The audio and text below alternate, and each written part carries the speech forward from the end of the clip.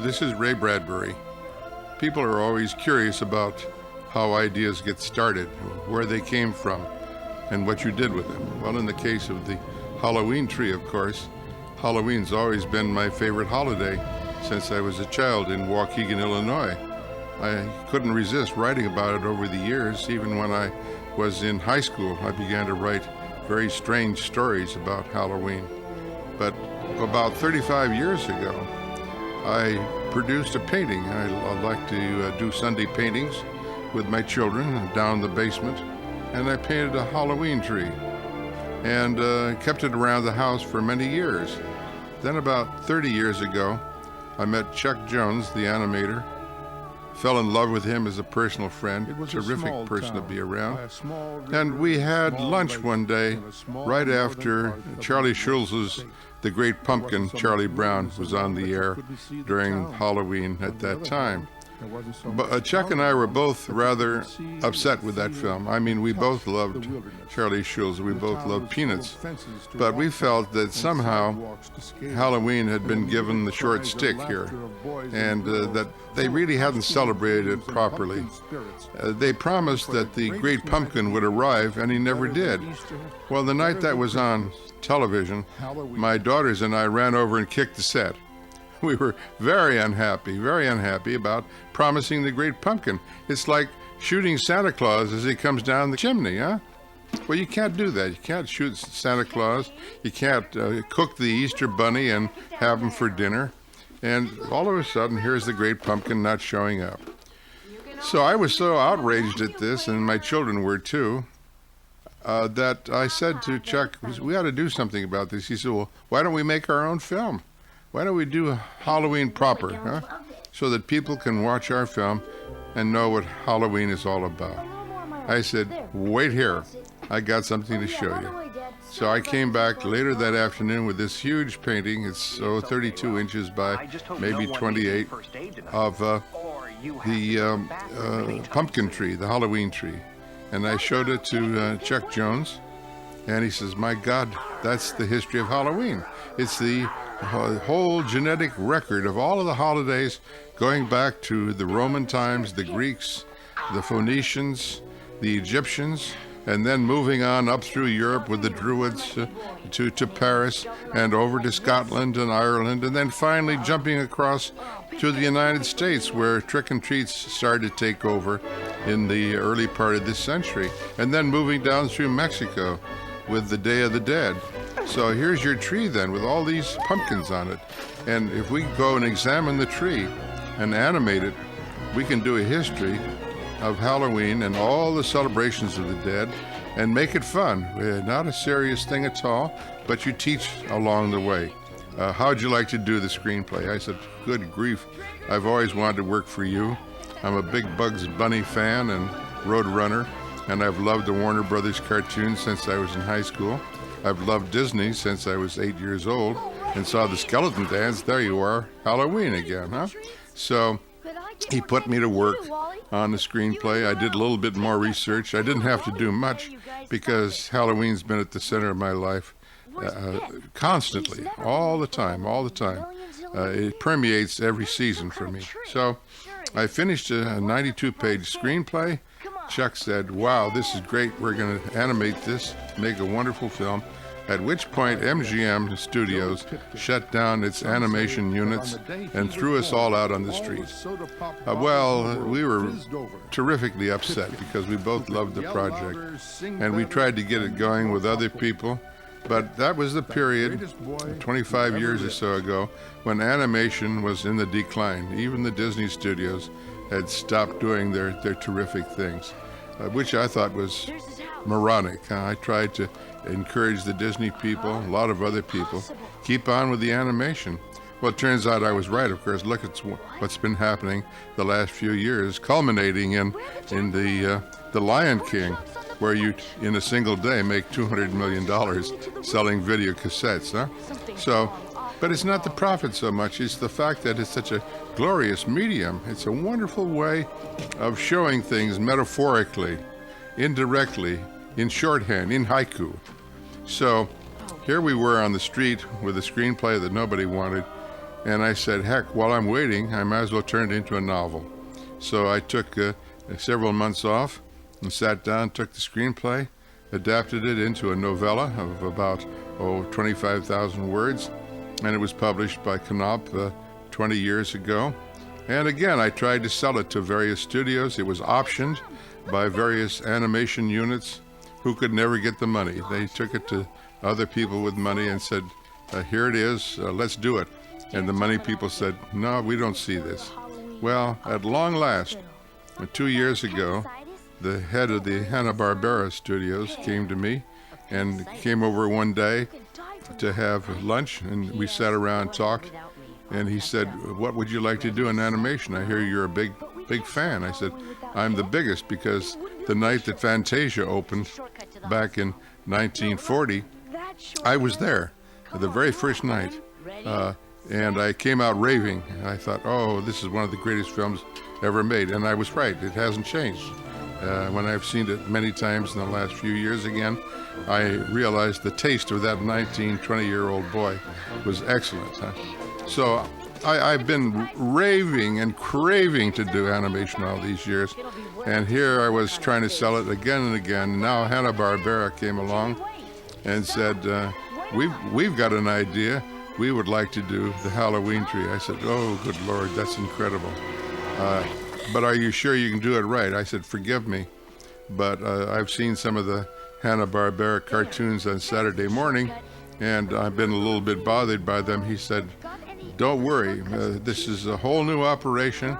We're going to do nothing but super quality. You don't have to worry about winding up on Saturday morning. We're going to do proud by you. So I signed a contract. I wrote the screenplay. They animated it. Took 6 to 8 months working with Mario Peluso, my producer-director. And the result is what you're seeing, of course. I'm very proud of it.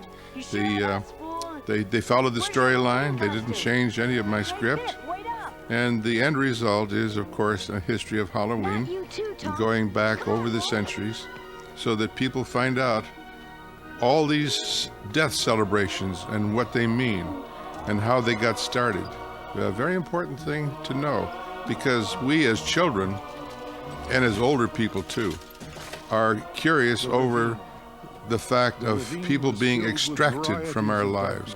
The death is the pulling of a tooth, and suddenly someone's missing. And when you go to a dentist the first time when you're maybe 6 or 7 or 8 and have your first tooth pulled, and you leave the dentist's office, and you put your tongue in the socket where the tooth was, and you taste blood. But what you're doing is tasting death, isn't it? It's a small death. A little piece of you is missing. And I remember when I was 22 years old, I lost my first second tooth, and in my lower jaw. It was devastating. It was the end of the world, the beginning of death. You're an old man. Here you are, 22 years old. And of course, that passes in a day or so. It's ridiculous, but it was the first tooth I had lost at that age. So children then are experts at putting their tongues in the sockets of their own mouths and tasting death. We're all intrigued. Halloween has grown over the years. I knew it would. I just knew it would. And but all the saps of the world didn't know it as well as I did. And I tried to tell them, pay attention, because the holiday is going to become more famous. The Hallmark stores, all of the dime stores, all of the shops of the world are going to start featuring Halloween material more and more. But the world is slow to accommodate to these truths. I remember back in 1939, after the great success in the early part of the 30s of Dracula and Frankenstein, no more really great horror films were made during the rest of that period, perhaps except Bride of Frankenstein. That stands out all by itself. The Mummy was along early in the 30s, and then after that, the studios didn't have enough sense to realize what a profitable market the weird film, the horror film, could be. And I remember going to the Regina Theater on Wilshire Boulevard in the fall of 1939, and they ran 24 hours a day for a solid year, 7 days a week, 24 hours a day, Dracula and Frankenstein. And there were lines around the block at 2, 3, and 4 in the morning. The studios never caught on. They didn't go over and look at the Regina Theater and look at Dracula and look at Frankenstein and say, my gosh, we should do something about this. Let's make some really good horror films. So years went by, and that single theater took in hundreds of thousands of dollars in a single year from these films. So I was there quite often at 3 in the morning, because that's the best time to go, isn't it? You don't want to go at noon, to heck with that. So my interest then in this kind of film and in the history of death and the celebrations of death has been overwhelming. So it was very easy for me then to adapt my screenplay, my animated screenplay, into a novella, and finally along came Hanna-Barbera, and we did the film. And it looks like it's going to be on every Halloween from now on, and it won an Emmy last year. Very proud of that. And that means the book has a chance of having a life of its own. But in the meantime, we have all these other fantasy films, horror films, that have begun to catch up with the genre. And most of them are too violent. Most of them ignore the basic truths. It's a great shame. And not to know more about the real thing instead of hyperinflating everything and doing the virtual reality bit, which is mindless and heartless, huh? The important thing to remember is that death has a heart and a mind. It has to do with real people, real situations, real sadness. And, of course, tying into all this, my painting of the Halloween tree is my history of going through Mexico. And along through this film, we will see the encounter of these children with El Dia de Muerte, the Day of the Dead in Mexico. I was down there 50 years ago, right after World War II, and I traveled all around the country. And I heard of Guanajuato, where they have a catacomb, and they lift up a lid, and you go down these stairs, and you encounter 110 mummies lined up against the wall, where they've been wired because they couldn't pay the rent on their graves. Huh? I made the mistake of going into that long corridor and not wanting to come out. I was terrified. So the history then of the terrors of the catacombs in Mexico became part of my story, my screenplay, my novel, and then again my screenplay. So this tremendous background of stories about ghosts and skeletons and people is part of my life. I remember going through the south of France with a lovely French lady escort who was taking me and my wife around the various cities of the south of France, and we got to speaking of our experience in Ireland. We were in Ireland during the production of the screenplay of Moby Dick. I was over there working for John Huston, and we had an encounter with what we think is a ghost in an old Irish house. And my children saw it. Our nursemaid saw it. I didn't see it myself. But our children told us the next morning that a woman had come and stood by the bed in the night and had gone down the hall and turned into a corridor that wasn't there. Well, that's very peculiar, isn't it? I don't know whether I believe in ghosts. I'd like to. I think they're great fun. Huh? But I recounted this episode to our French lady guide, and she said, "Oh, we have no ghosts in Catholic Spain." I said, "What?" She said, "No, no. We have such firm beliefs. We have such faith in our religion that when we die, we know we're going right to heaven or right to hell. There's no hanging around the porch and haunting people. There are no ghosts." I said, "Oh, but that's no fun." But I wrote a poem called "There Are No Ghosts in Catholic Spain." The rain in Spain falls on a ghostless plain. Huh? So you see, I'm constantly involved with these ideas, and wherever I find them, I do something about it with that sort of poem. Now the important thing in watching this film is to see exactly how the people at the studio carried off a lot of the artwork. I think they did a magnificent job. Our first glimpse of the Halloween tree and all the wonderful pumpkins is gorgeous, huh? Very evocative and very mysterious. And they turned it into a real adventure. And here and there they added things which I didn't have quite as vividly portrayed in my script, like Pipkin stealing his own pumpkin. I think that's illustrated better by the animators than I did it when I wrote the script. And along the way toward writing the novella and then doing the screenplay, I came up with further metaphors. The thing I've discovered about my life, thank God, is that genetically I was born to gather metaphors. I didn't know I was doing it. But my first great loves, when I was 3 years old and when I was 5, is The Hunchback of Notre Dame and The Phantom of the Opera.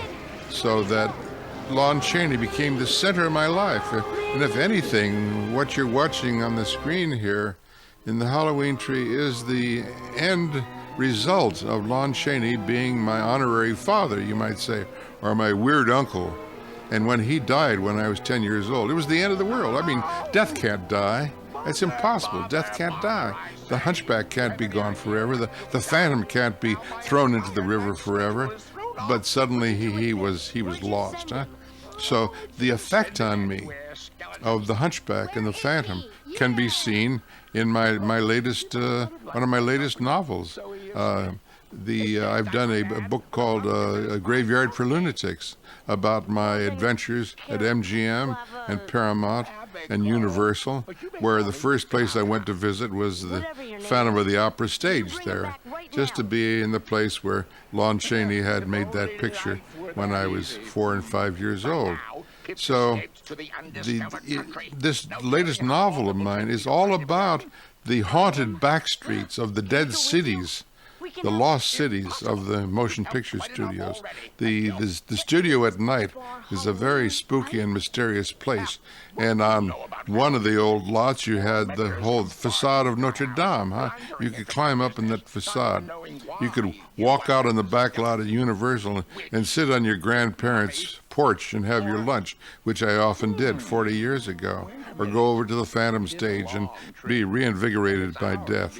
So I wrote all these things into my latest novel, and by gosh, there's the hunchback, huh? There's the Phantom. There's my hero, my friend, Ray Harryhausen, who became my best friend when I was 18 years old and we were both just out of high school, and he was building dinosaurs in his garage, and I was in love with him as a friend and with his dinosaurs, and we became friends for life, promising each other that we would he would build dinosaurs and I would create screenplays for them, and we'd have a great life together. Well, that's what happened. I finally wrote a short story called The Foghorn, or The Beast from 20,000 Fathoms. It was made into a film and released in 1952. Not a very good film, but it was based upon my idea of a dinosaur falling in love with a lighthouse, and it became Ray Harryhausen's first film, first big film. And then he went on to do a lot of other wonderful pictures. And we wound up on the stage at the Academy Awards 3 years ago with me giving an Oscar to Ray Harryhausen for his dedication to the life of strange beasts from another time, to all these wonderful dinosaurs that we'd promised our love to. So the Graveyard for Lunatics then is full of Lon Chaney, full of Ray Harryhausen, full of the Phantom, full of all the wonderful roles that he played, full of the magic of studios, and the Hollywood graveyard where I hung out when I was a kid, trying to get over the wall and get into Paramount Studios. So you see, my life is a total windfall of autumn leaves. When I worked on Something Wicked over at Disney a couple of years ago, one of the heads of the studio said to me, "Ray, we're getting awfully damn sick of you and your autumn leaves." And I said, "Well, then put them in. Put them in." So the Halloween tree is full of autumn leaves and full of metaphors. And I realized in looking back that one of the other influences that went into the writing of my short story, my novella, and the final screenplay is the history of Egypt, the mythologies of Egypt as well as Greece and Rome. Tutankhamun came out of the grave when I was 3 years old, and his picture was in all the newspapers in 1923 when they opened the tomb and brought his glorious sarcophagus out into the open. And I remember seeing those pictures, some of them in color, which was very rare in 1923. And I looked at that golden mask, that wonderful face, and I asked my mother, who was Tutankhamun? What was this all about? What was he famous for? And she replied, for being dead. And I said, how long? She said, 4,000 years. And I said, boy, that's quite an effort. That's really something. He really put in his time, huh? So, again, my being intrigued with these metaphors, thank goodness, this is a God-given gift. I don't think you can accumulate it. I haven't met many people as peculiar as myself. Ray Harryhausen was one, and here and there certain directors who were as enamored of these metaphors as I was. Certainly Lon Chaney was. A whole series of very strange tales about very strange people. So I grew up then with the ability to collect metaphors from science fiction publications, from the covers of the science fiction magazines, from the covers of Weird Tales with their skeletons, with their monsters, with their ghosts, from the Greek and Roman mythologies and Egyptian, as I said, and the Norse mythologies with their beasts, and with the images I found in carnivals and circuses.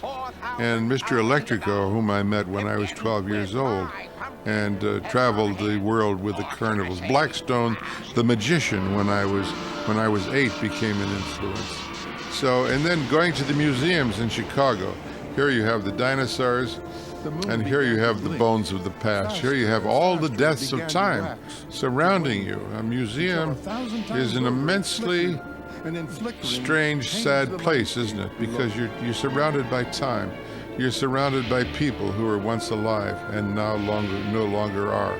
So when it came to working on the Halloween tree, it was only natural that we go back to ancient Egypt and we visit a family there and we see them gathered at the table and they bring out one of their ancient relatives, a mummy, and sit them at the table because that was part of the tradition, that death was a part of life, life was a part of death. And you then act out that metaphor and show that on the screen to people so they can learn how to accept death more comfortably than we seem to accept it in the United States.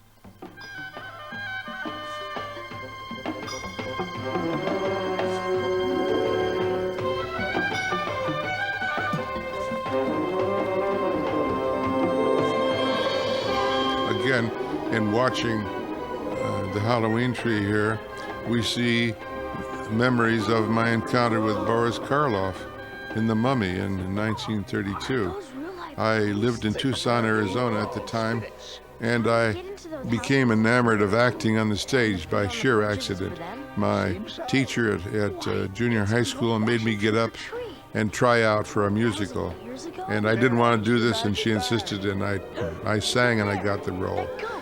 Well, I got bitten by the acting bug immediately and hung around the radio studio, and I'd been collecting comic strips for years before that. You see, here we are collecting metaphors again, storyboards for films, Tarzan and Flash Gordon and Buck Rogers, and then later Prince Valiant. But here I was collecting metaphors and being on radio, and my pay for acting on radio was free tickets to see King Kong, Murders in the Wax Museum, and The Mummy. How rich can you get? I've never been so rich since. That's the greatest year in my life. To be doing what I wanted to do, reading the comic strips to the kiddies on Saturday night and getting tickets to King Kong and having the hell scared out of me. I mean, boy, that's a rich life, isn't it? So if I could get more people to live this way constantly, I haven't changed one iota. I go back and run Kong every once in a while and feel the same way about it that I felt when I was a kid. And The Mummy holds up. It's a very simple story. It's a love story. Most of these stories, it's interesting, isn't it, to examine. Kong is a love story. It's a story of impossible love, like the impossible loves of Lon Chaney. He was always in love with the unattainable in the Hunchback and in the Phantom and in a dozen of his other films. Again and again and again, Laugh, Clown, Laugh with Loretta Young. Same thing happens. It's always a sad and unhappy ending. So King Kong is that story. The Mummy is the story of a man who comes back to life, enchanted, brought out of the tomb, and then the search for the lost girl, the lost woman, and when he finds her, wants to kill her and bring her back to life as his partner through eternity. And Murders in the Wax Museum, very similar things. So it had to be that when I did the story, the novel, and the screenplay, we wind up in Egypt. We wind up with the influence of Boris Karloff, going for a little walk. It's one of the great scenes. To show you how simple a terror film, a horror film, a weird film can be. That's the only scene in the film, practically, that is somewhat terrifying, and you don't see anything. That's the wonderful thing. You don't see anything. It's all implied, and your imagination takes over. And there's a very brief moment at the end where the mummy, the Boris Karloff character, dies and flakes away in the wind. But that's it. Just 2 scenes out of 70, 75 minutes. So I hope that I could retrieve some of these moments in the catacombs of Egypt with Tut's wonderful golden mask and the mummy wrappings of Boris Karloff. So what you're watching here is something that began when I was 12 years old, or when I was 3 years old, actually. And it never stopped, just never stopped. Me? Day is killed by night, summer by winter. Osiris the sun god destroyed by his brother darkness. The seasons. Is that what the Egyptians thought of Halloween? You tell me. Why do you? And as you're going to see, as the film progresses, it's a love story also, isn't it? It's the story of a bunch of children who have to go off and help their friend Pipkin. Pipkin is very special. We all have friends like this in our life that we all look to. There's got to be someone who leads our life, someone in school, someone who plays baseball better or football or is better at algebra, whatever it is that they do. But we have this accumulated love for a dear friend. And if that friend is threatened in some way, if we fear that he may disappear from the earth forever, we've got to do something about it. So really, the Halloween tree is one long love search for the best friend a boy ever had. And all the friends of Tom Skelton are leaders in the search to retrieve the soul of Pipkin. Pipkin?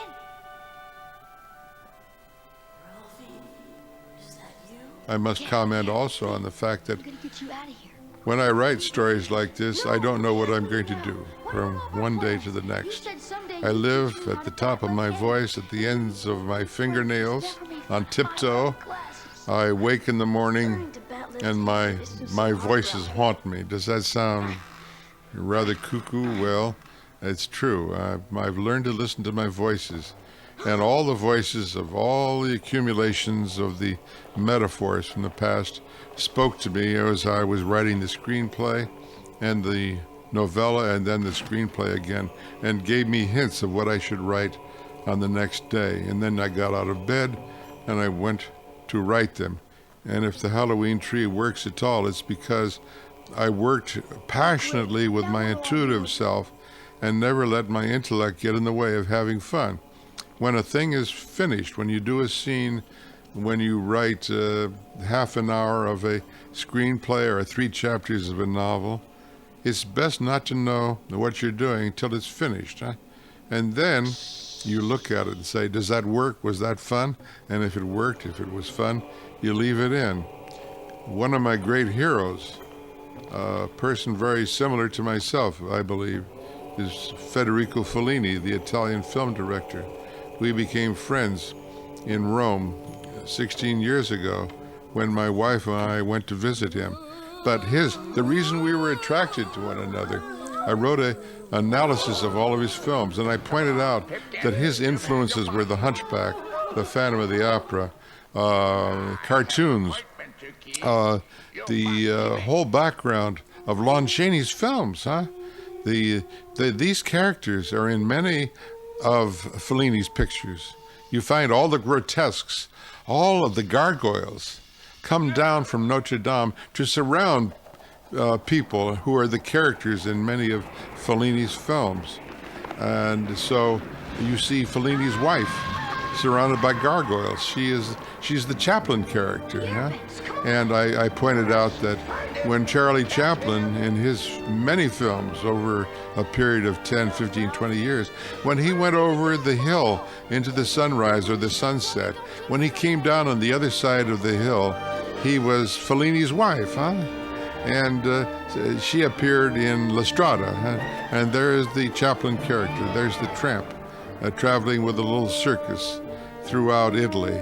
But the relationship between Fellini and his wife and his characters, and Chaplin and Lon Chaney and the gargoyles and the Phantom and the Hunchback is immense.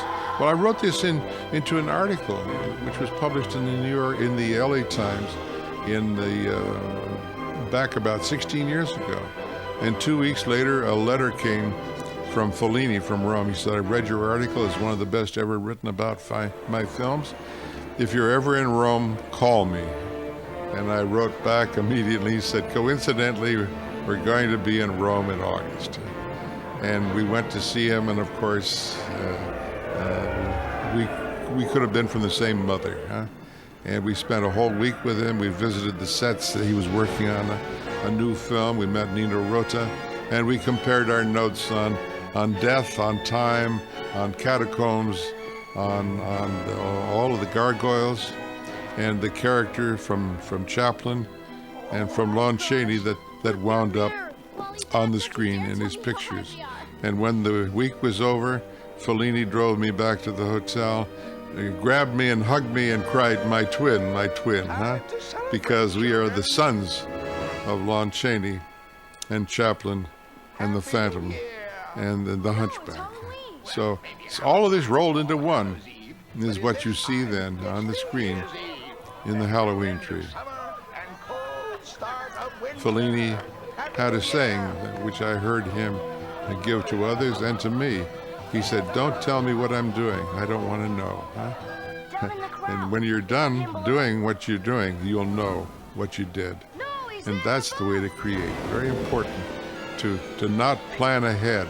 Let your intuition guide you and give you a passionate and wondrous time.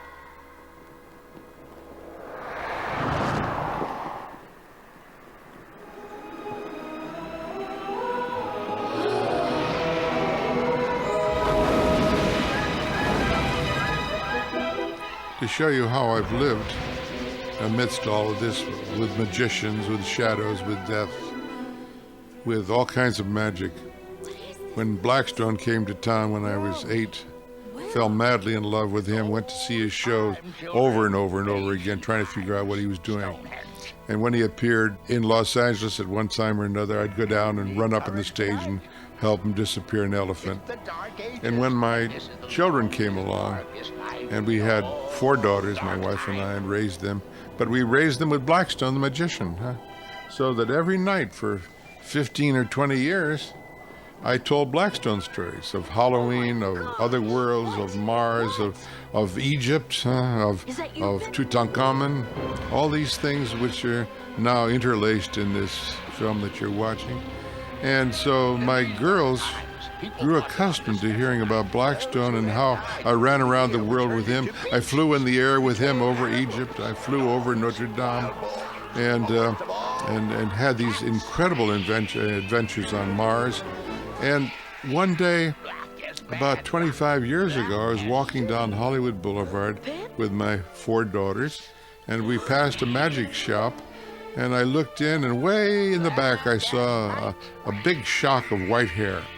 And I turned to my daughters, I said, "Wait here." I said, "You know who that is in there?" They said, "Who?" I said, "That's Blackstone, the magician."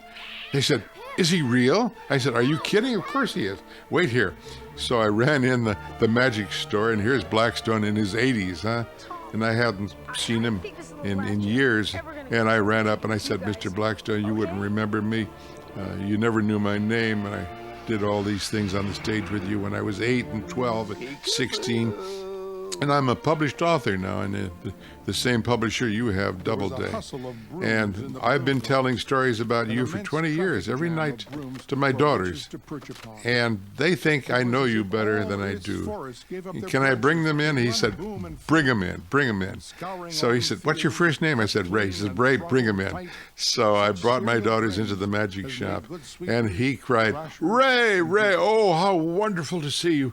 My God, it's been a long time. How are you? And who are these?" And so I introduced my daughters, and they were all stunned. Blackstone was real, the magician who could do things right in front of them. And by God, he did. He did this dancing handkerchief trick, and he signed books for them and posters, and we all went out on cloud 9. And we got out in the street, and my daughters were in tears that this person I had talked about, this fantasy of death and time and magic, was real. And I went up to Magic Castle a year or so later and had my picture taken with Blackstone. And now I know his son, who's touring the world. So it's all of a piece, isn't it? That the constant desire to be part of all of this mystery, all of this adventure, you must never lose that. It's very important.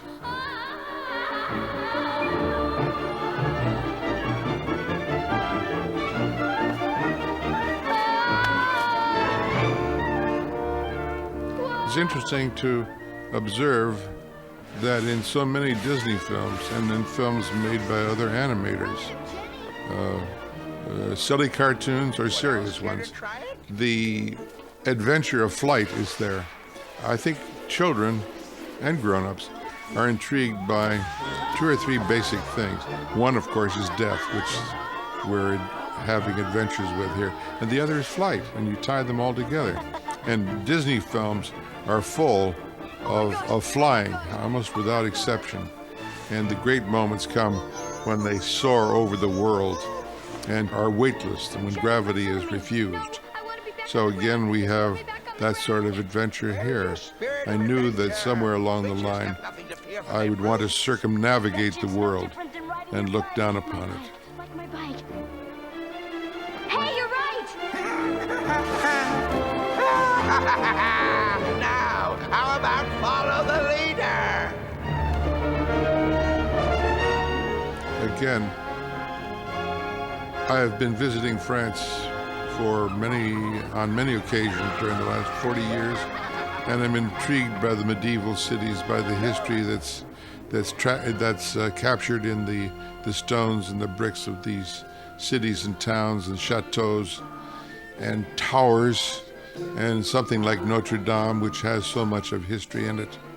And I thought along the way to writing the original screenplay of The Halloween Tree, how could I build Notre Dame? Wouldn't it be fun to see it created right in front of us and have the children be part of the creation?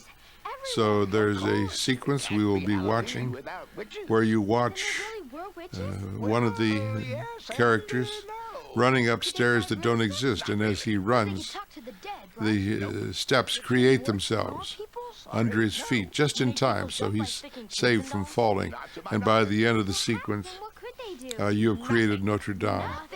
An interesting sidelight to this is the fact that back in roughly 1865, 1870, a fabulous architect in France, Viollet-le-Duc, recreated many of the chateaux and castles in various parts of France, part of the Louvre, but he came in and worked on Notre Dame and added a whole wing and one of the spires on top of Notre Dame, and added most of the gargoyles. You know, people, when they think of gargoyles, they think of Notre Dame immediately. They think of the original film, of course, with Lon Chaney embracing the gargoyles, being like the gargoyles. And the fact is, they were not there. Most of them were not there. They were created and brought and put on Notre Dame by Viollet-le-Duc, who changed the face of Paris, along with a lot of other people. But the important things he did were in the buildings of Paris, the law offices, the law buildings, and Notre Dame itself. But the gargoyles he created and put on Notre Dame, and the populace of Paris was quite upset, I hear, that a lot of people didn't approve of those. Well, now that a century has passed, many of us prefer the gargoyles to the building, and gargoyles have become part of history. So it's fascinating that this man would create this sort of thing. And out at Pierrefonds, out beyond Paris, he rebuilt all those wonderful bastions and added a salamander coming down the side of a building as long as a crocodile in shape and size, down which the waters pour when it rains. And then, of course, I became intrigued with ways of hiding Pipkin in various disguises around the world, and letting him become part of various environments. And I said to myself, well, what if Pipkin became a gargoyle, What if he was locked in stone? What is the metaphor here? Can we make use of this? Is it a vivid thing we can put on the screen and make use of? And of course, it struck me that if Pipkin were a gargoyle, he wouldn't be able to talk. He wouldn't be able to tell our friends where he was and what his situation was and whether he could survive at all. And I said to myself, well, he could talk, but only when the wind blew through his mouth, when the rain poured out of his mouth.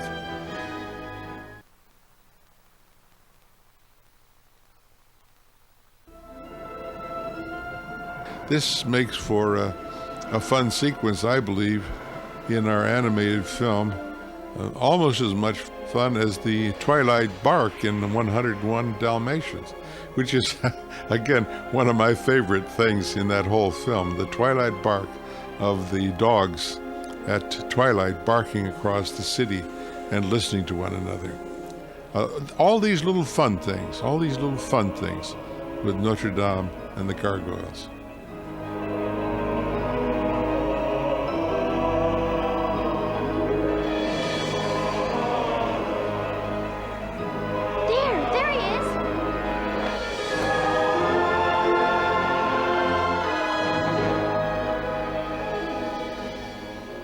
When we were making this sequence for the film, I had to instruct the animators and my producer. I said, now be careful that Montshroud doesn't get too close to Notre Dame. After all, he represents death, and Notre Dame represents life. So he should stay on the edge. You got to be careful not to try to go inside it. Yeah, we see him backing off from the shadow of Notre Dame. The church would destroy him, so he's got to stay out on the pavements, as you see, and the children go in, and he gives them instructions then from outside. The demons and witches, a place so big it holds back the night and nightmares. What's bigger than devils and ghosts? Bigger?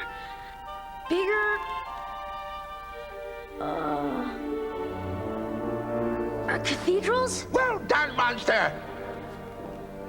Yes, places where a running renegade child can hide and take sanctuary. Sanctuary! Sanctuary!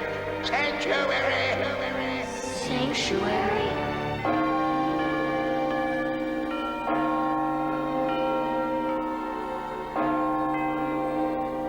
This sequence, I think, is the result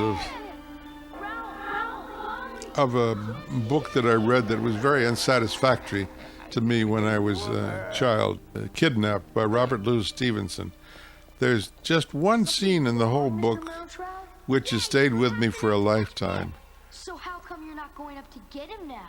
where the young man climbs the stairway.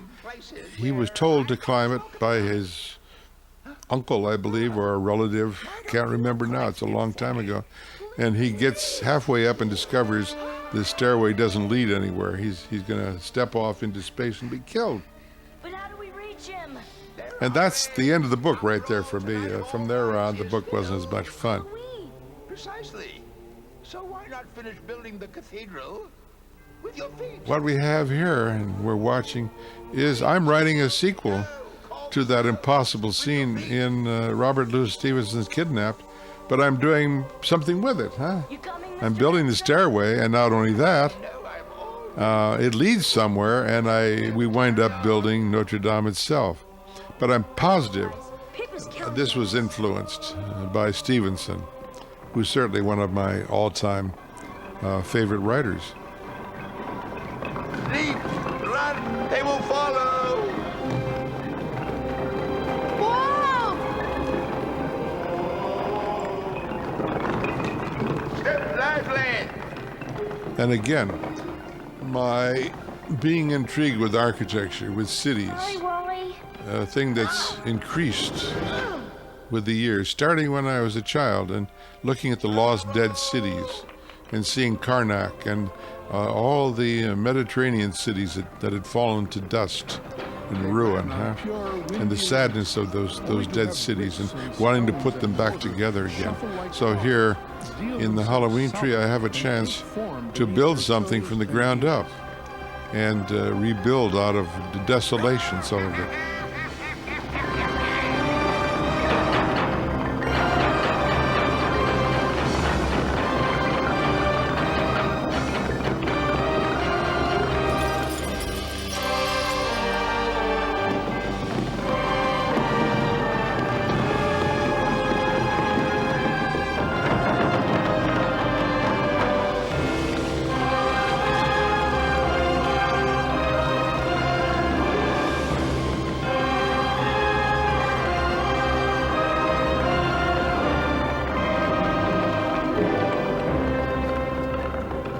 Oh, enough!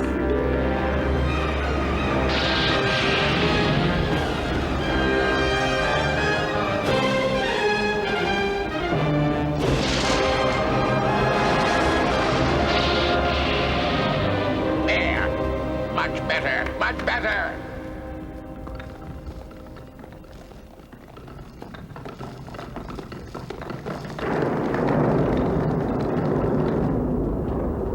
Notre Dame.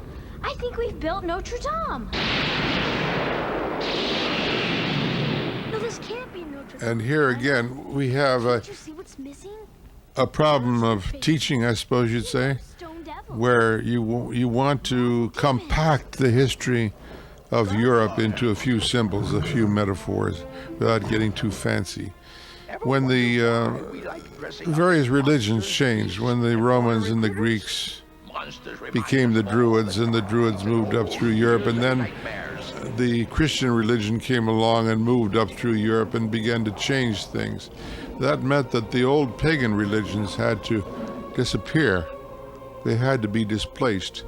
So I thought it'd be wonderful if we used the symbols of old paganism, of old superstitions, of old religions and fears in the shape of gargoyles. The stone figments that come out of the graveyards, that come out of the past, and climb up on Notre Dame and freeze in place. In other words, not brought there by Viollet-le-Duc, but created out of the changing history of religion and the relationship of mankind. with God and the universe. So you then have the creation of these gargoyles here, which indicate then the diminution of certain kinds of primitive religion in Europe.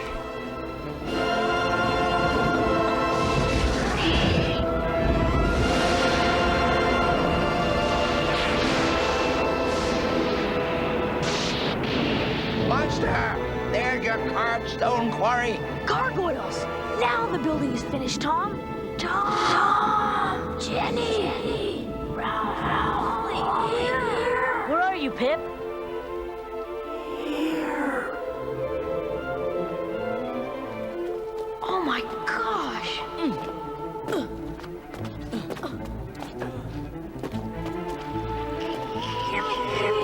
Get me out of here! I'm scared. It's gargoyle language. He can only talk when the rain comes out of his mouth or the wind blows over his teeth. Come on, just a little bit higher. You can do it. No cutting in line. Plenty for all. One at a time. Hold it. I'm the only live gargoyle here, right, Mr. Mountshroud? Indeed. So, it's up to me. Tom, right. Ralph, left. Together now.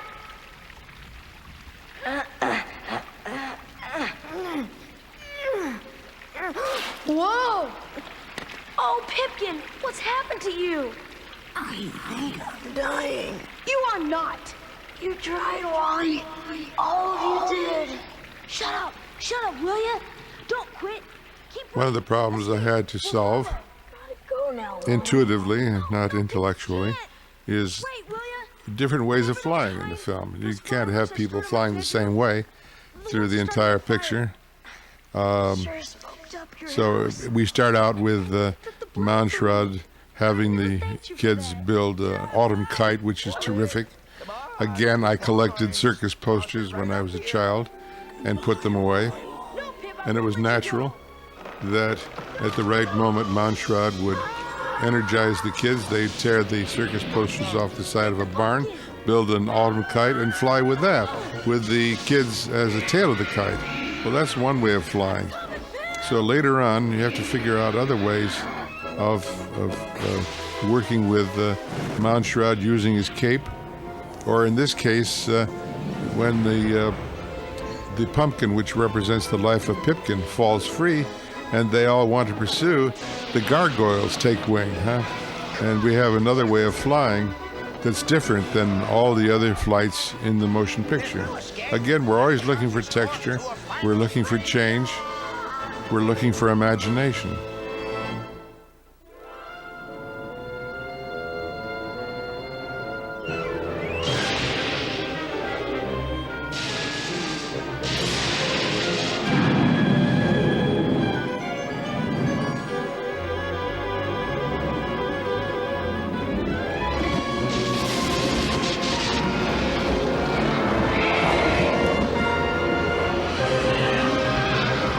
Well, we've arrived, children. Our final destination.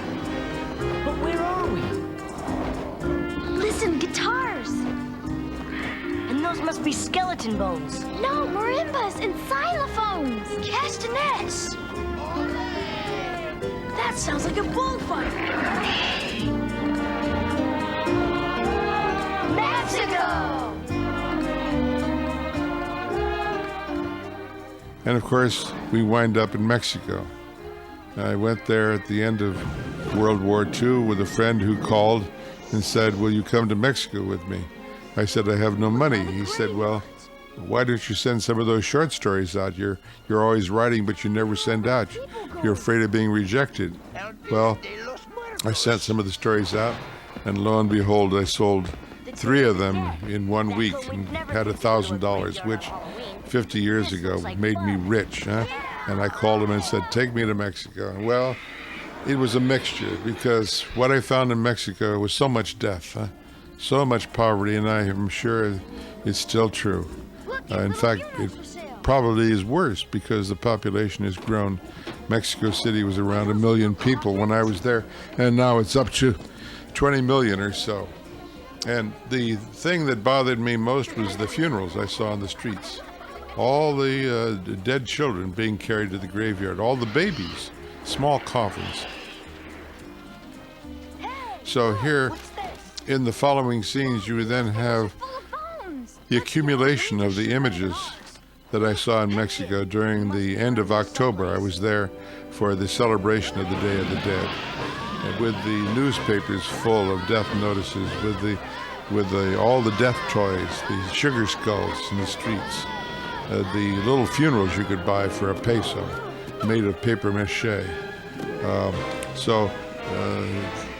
The sequences here in the animated film are full of those things that occurred to me when I was down there, and which terrified me. I didn't like my visit there. It was much too sad. I was afraid of dying and winding up in the catacomb myself. So that went into a whole series of short stories that I wrote, and finally wound up here in the Halloween tree with the seller of the maker of sugar skulls. And you could buy these sugar skulls in the streets of Mexico with your own name on it. And you could eat your own skull, eat your own name, and preserve your own life, I suppose. Or if your enemy got hold of it, he might eat your skull and make sure that you died young. Huh? So all these beautiful ramifications of the holiday in Mexico. And be glad, oh so glad you are alive.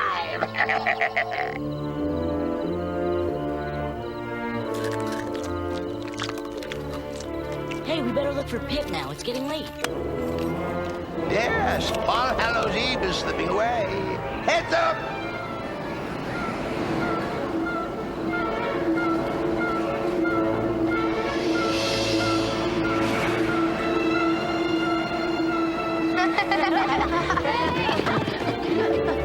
This is a nice idea, I believe, a series of death piñatas. Huh?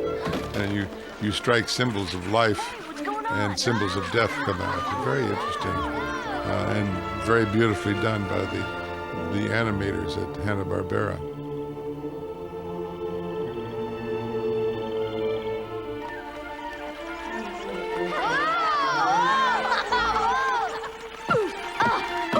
When my encounter with the graveyard and the catacombs of Guanajuato occurred, it so frightened me that I told my friend I wanted to leave town immediately. When I came up out of the catacomb, I'd seen 110 mummies wired against the wall. That was too much. And so we went back to the hotel and prepared to leave the next morning because I was awake all night. I couldn't sleep. And we got in the car the next morning and it wouldn't start. Huh? So it meant we were trapped in Guanajuato for another night, another horrible night. And of course my friend made fun of me, you know, you're really childish, you're stupid. But that's the way I am. And we made it through the next night. And fortunately, the next day we got the car repaired and got out of there. But the memory lingered, and when I got home, I had to do something about it. So I wrote 6 short stories about Guanajuato and the catacombs and the mummies, and it's become an important part of my life.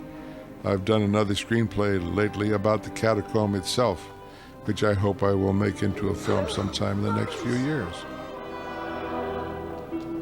Their families couldn't pay the rent on their graves, so the gravedigger put them down here. A little too dry for me. Shh. What are you doing there, Pip? I have to stay. I'm trapped. But if you stay there, you'll stay forever. Tourists will buy tickets to come look at you. Pip, come on out. It's just us. Oh my gosh. You're alive. What do we do? I don't know. Tell me, why do you wear bones, skeleton? Because of my name. Oh, have you learned nothing tonight, boy? Because maybe if we face death eyeball to eyeball, it loses its power over us. It can't scare us. Excellent, Tom. And to prove So I that gotta see this Pip alone. whole tale is a tale of love, of course. What happens here in the catacomb is very important because it is the love of Pipkin's friends that enables him to release himself and to fight free of death and go back to life.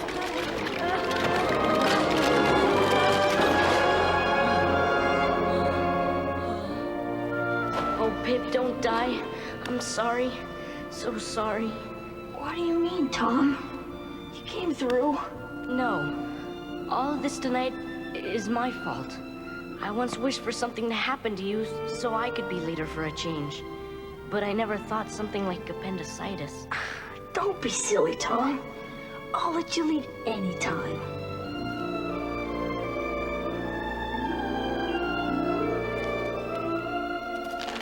Huh? What's happening? Pip, no! This truly has been fun, hasn't it? And I know just where I'm going to hang this. No, I got to him first. I won. Sorry, this never was a contest. Pip's rent was past due. It's simple and plain. That's not fair. You cheated! You said if we came with you and solved the mysteries of Halloween, we could save Pipkin. Children, it's business. With his illness, his rent came due, and there was no payment. He's mine now. And here is the final great decision, of course, that Well, we the children have been asked, did our best. Let's go home. and they offer a year from the end of their life. In other words, do you love Pipkin enough to give up a year from the end of your life to save him now? What could you possibly That's a rough decision.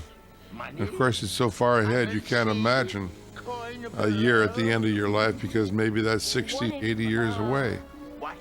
Nevertheless, they give a loving answer, and each of the children offers a year from the end of their life. And Death has to accept this. And this is how Pipkin finally is saved. It's yours if it would save Pip. One precious year from the far burned out candle end of your life, eh? Think before you answer. You won't miss it now, but 60 years from tonight, 72 or 80, when I come for payment, you may regret it.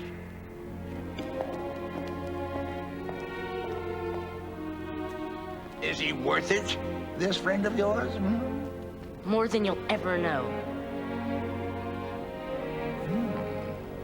One boy's love. Take one of mine, too.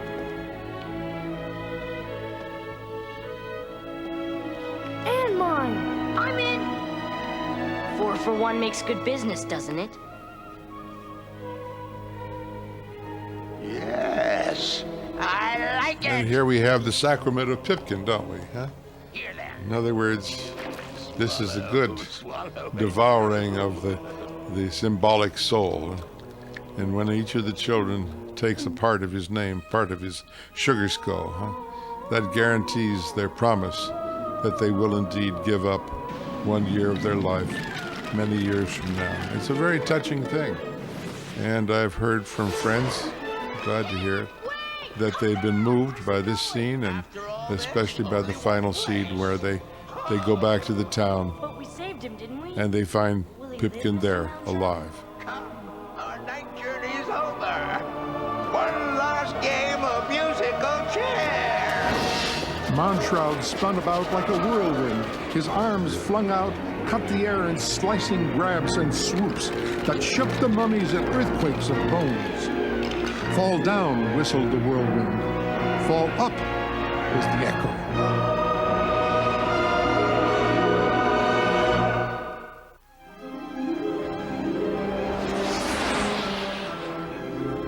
They tumbled through the sky like a self-made storm.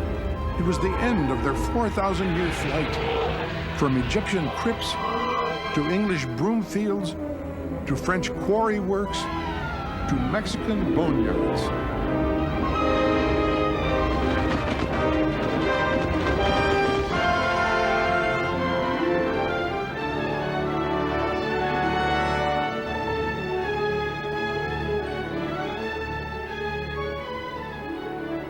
They swooped homeward. It seems all of my life, in all of my stories, I'm always going back to my hometown. So in Halloween Tree, the same thing happens. I can't let it go. When I went off to Mars and wrote the Martian Chronicles, lo and behold, in the third expedition, you walk out of the mist and there's Waukegan, Illinois. There's Greentown, Illinois, waiting for me with all my relatives, still alive and wonderful. Rolled up in one. Night and day, summer and winter, life and death. 4,000 years ago, 100 years, or this year. One place or another, the celebrations are all the same. El Dia de los Muertos. Day of the Dead. Feast of Ghosts. All Hallows Eve. Halloween! I thank you for a most amusing and profitable evening. And after what you've done for your friend, one I will never forget. But what about... Run! See for yourselves! The last grand trick or treat!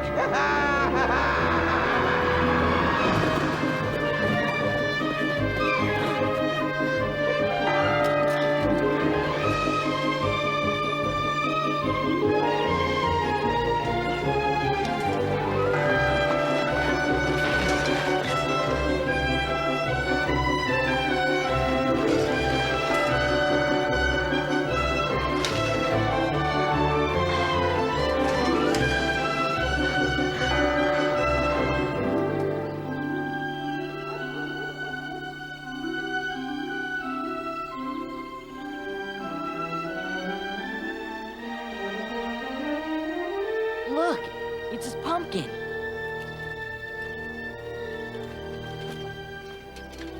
Oh my gosh, he must be okay. Hi, guys. Pipkin! You are alive. Hooray! They took my appendix out, and for a while, they thought I was a goner. Imagine that.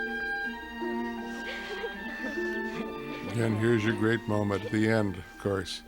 Pipkin has been saved. Their Anyway, love Thanks has for saved him. everything. And if you don't have a little tear in your eye at this moment, I give up. Because when I wrote it, I did. And I have friends have told me that when they read that sequence in the book, that it's very moving to them, that the children cared that much. Paris and Mexico. And it's interesting to note here, too, I didn't note it before, there is no girl in the book. And when the film was made, Hanna-Barbera people came to me and said, don't you think we could have one girl in there?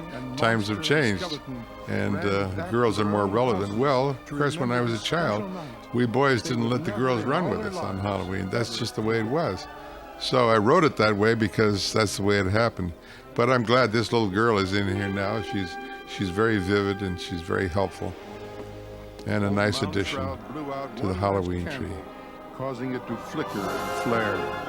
The wind crooned in and out the fresh-cut mouth with a whispered song.